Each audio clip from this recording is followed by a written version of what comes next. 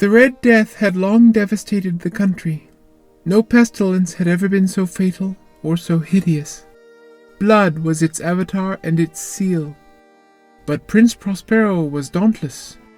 He summoned to his presence 1,000 friends from among his court, and with these retired to the deep seclusion of one of his crenellated abbeys. The external world could take care of itself.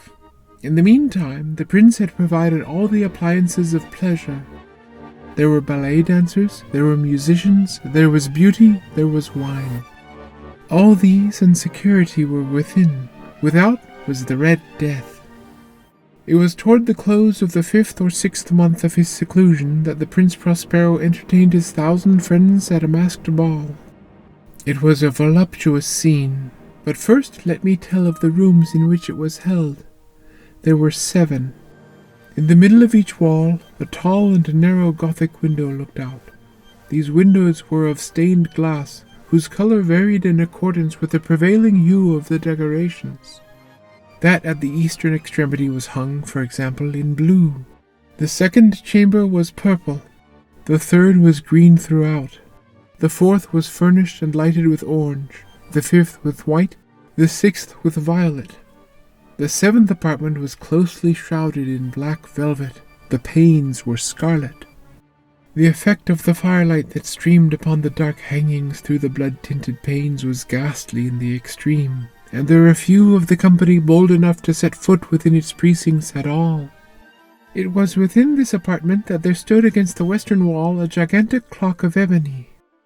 When the hour was stricken, there came from the clock a sound of so peculiar a note and emphasis that, at each lapse of an hour, the musicians of the orchestra were constrained to pause, and there was a brief disconcert. But in spite of these things, it was a magnificent revel. The tastes of the Duke were peculiar. There are some who would have thought him mad.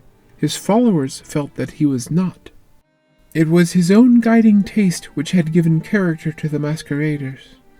There was much of the beautiful, much of the wanton, much of the bizarre, something of the terrible, and not a little of that which might have excited disgust. And the revel went on, until at length there commenced the sounding of midnight upon the clock. And then the music ceased, and there was an uneasy cessation of all things as before. But now there were 12 strokes to be sounded, and thus it happened that before the last echoes had utterly sunk into silence, there were many individuals in the crowd who had become aware of the presence of a masked figure who had arrested the attention of no single individual before. The figure was tall and gaunt, and shrouded in the habiliments of the grave.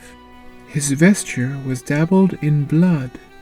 When the eyes of Prince Prospero fell on this spectral image, he was seen to be convulsed, in the first moment with a strong shudder either of terror or distaste. But in the next his brow reddened with rage. "Who dares insult us with this blasphemous mockery? Seize him and unmask him." From a certain nameless awe, there were found none who put forth a hand to seize him. He passed within a yard of the prince's person, and while the vast assembly shrank to the walls, he made his way uninterruptedly through the blue chamber to the purple, through the purple to the green, through the green to the orange, through this again to the white, and even thence to the violet, ere a decided movement had been made to arrest him. It was then, however, that the Prince Prospero rushed hurriedly through the 6 chambers.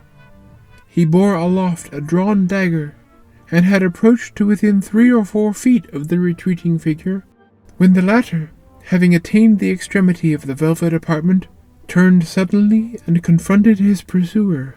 There was a sharp cry, and the dagger dropped gleaming upon the sable carpet, upon which most instantly afterward fell prostrate in death the Prince Prospero.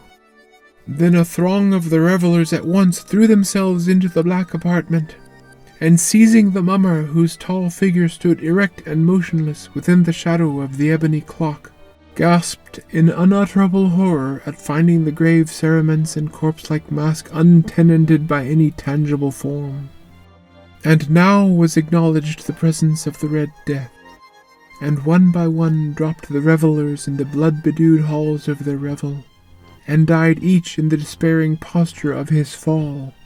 And the life of the ebony clock went out with that of the last, and the flames of the tripods expired, and darkness and decay and the Red Death held illimitable dominion over all.